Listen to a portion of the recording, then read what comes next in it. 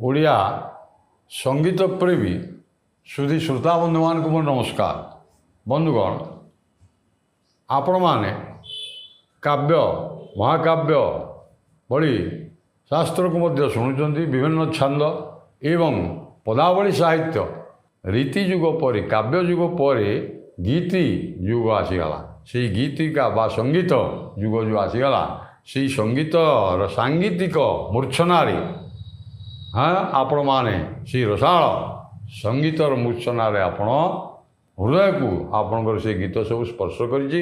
ଏଣୁ ଏବେ ମଧ୍ୟ ଆପଣମାନେ ଯେତେ ଭଜନ ଆଧୁନିକ ଭଜନ ଜଗନ୍ନାଥଙ୍କର କହନ୍ତୁ ବା ଅନ୍ୟାନ୍ୟ ଭଜନ ସବୁ ଜଣାଣ ସବୁ ଶୁଣୁଛନ୍ତି, ପ୍ରାଚୀନ ପଦାବଳୀ ସାହିତ୍ୟକୁ ମଧ୍ୟ କେହି ତା'ର ଆଦର କୌଣସି ଗୁଣରେ କମ୍ ନାହିଁ।